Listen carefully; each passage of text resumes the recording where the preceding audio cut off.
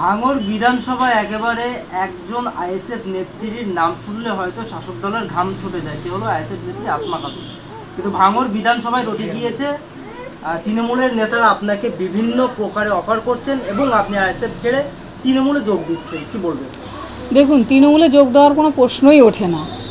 Offer কেউ দিতে পারে, কিন্তু দিলে যে সেটা অ্যাকসেপ্ট হবে সেটাও নয়। তো দীর্ঘদিন ধরে এরকম কথা অনেক কিছু শোনা যাচ্ছে, অনেক গুজব কথা উঠছে, নানান লোক নানান কথা বলছে। কোনো কথায় কান দেওয়ার দরকার নেই। আমি আইএসএফে ছিলাম, আইএসএফে আছি, মানুষের জন্য লড়াই করছি, মানুষের সাথে আছি। এই লোকসভা ভোটকে কেন্দ্র করে তাহলে ভাঙড় বিধানসভায় একটা গুজব রটানোর চেষ্টা করছে শাসক দল, কি বলবেন? একদম মানুষকে বিভ্রান্ত করছে, এসব নানান কথা বলে বিভ্রান্ত করার চেষ্টা করছে, যাতে আমাদের কর্মীদের মেন্টালিটিটাকে মানে ওয়াশ করা যায়, ব্রেনটাকে ওয়াশ করার জন্য এই কথাগুলো বলছে, এসব গুজব কথা। এই লোকসভা ভোটকে কেন্দ্র করে একাধিক মমতা ব্যানার্জি তিনি একেবারে প্রার্থীর নাম ঘোষণা করে দিয়েছেন এবং দেখা যাচ্ছে যে বিভিন্ন নায়িকা নায়কদের নিয়েই এবারে তাহলে কি রাজনীতি করছে, নায়িকা নায়কদের দেখিয়ে, কি বলবেন? দেখুন, উনি ভুল করছেন, এটা রাজনীতি। এখানে মানুষ যারা মানুষের জন্য লড়াই করে, খেটে খাওয়া মেহনতি মানুষের জন্য লড়াই করে, মানুষ তাদেরকে সাপোর্ট করবে। ওইসব অভিনেত্রী দেখিয়ে কোনো লাভ নেই। আপনি দেখুন, যাদবপুরে যে দাঁড়িয়েছেন সায়নী ঘোষ, একজন অভিনেত্রী, নেত্রী কম আর অভিনেত্রী বেশি, তো ওনার কী আছে বলুন? মানুষ চায় যে যারা মানুষের জন্য কথা বলে, মানুষের জন্য লড়াই করে, সাধারণ খেটে খাওয়া মেহনতি মানুষের কথা বলবে। এসব অভিনেত্রী, খেলোয়াড়, অমুক তমুক 770 দিয়ে কোনো লাভ হবে না। মানুষ ওটা দেখতে চায় না, কে কতটা অভিনয় করতে পারে, নাটক করতে পারে, সেটা দেখতে হয় না। সেলিব্রিটি দিয়ে কী লাভ হবে বলুন? তারা না যাবে সংসদে, না পার্লামেন্টে যাবে, না মানুষের জন্য কোনো কথা হবে। যখন এনআরসি, এনপিআর, সিএ নিয়ে কথা হচ্ছিল, কৃষক আন্দোলন বিল পাস হচ্ছিল, তখন এই যাদবপুরের এমপি কোথায় ছিলেন উনি? কেউ শুটিংয়ে ব্যস্ত, কেউ ঘুরতে ব্যস্ত, এই তো। তাহলে এনাদের পাঠিয়ে লোকসভায় লাভটা কী হবে আপনি বলুন তো? কি কাজ করবে মানুষের জন্য?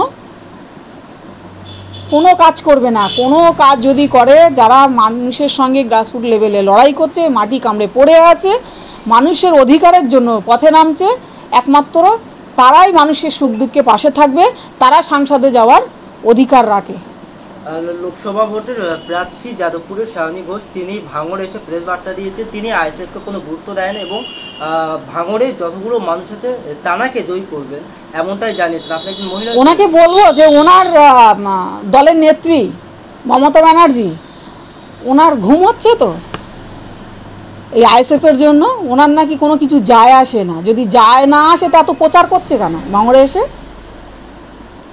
আইএসএফের জন্য ওনাদের গ্রাসরুট লেভেল থেকে শুরু করে আর হাই কমান্ড পর্যন্ত ঘুমাতে পারে না। আর ওনার এই লোক দেখানো কথাবার্তা, লোক দেখানো শো অফ করা, এগুলো মানুষ বুঝে গেছে উনি মানুষের জন্য কতটা কাজ করবেন বা আইএসএফকে গুরুত্ব দিচ্ছেন কি দিচ্ছেন না, সেটা সায়নী ঘোষ খুব ভালো করেই জানে। সেই জন্য তো ওখান বাইরের থেকে বিধায়ক এনে দেয়াল লিখতে হচ্ছে, সেলিব্রিটি এনে ভোট করাতে হচ্ছে। ভাঙড়ের মানুষ সেলিব্রিটিকে চায় না, যাদবপুরের মানুষ সেলিব্রিটি চায় না, অভিনেত্রী চায় না, নেত্রী চায়, নেতা চায়, যারা মানুষের জন্য কথা বলে, মানুষের জন্য লড়াই করে, মানুষের অধিকারের জন্য লড়াই করে।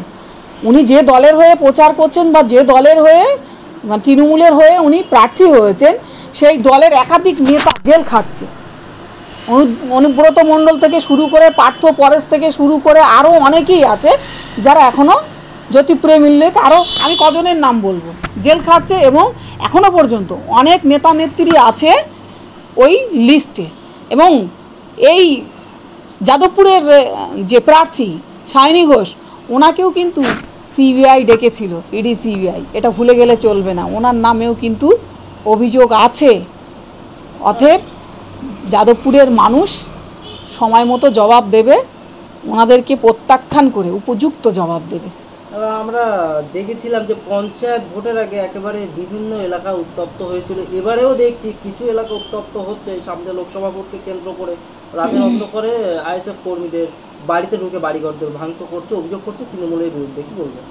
দেখুন, আমার কাছে খবর এসছে, আমি বিষয়টা দেখেছি, আমি জেনেছি, শুনেছি। এটা নিয়ে আমরা প্রশাসনকে জানাবো, প্রশাসনের দ্বারস্থ হব। আমি এই বিষয়টা নিয়ে থানায় আমি দ্বারস্থ হচ্ছি। আপনার নাম? আসমা খাতুন, আইএসএফের নেত্রী, পঞ্চায়েত সমিতির মেম্বার।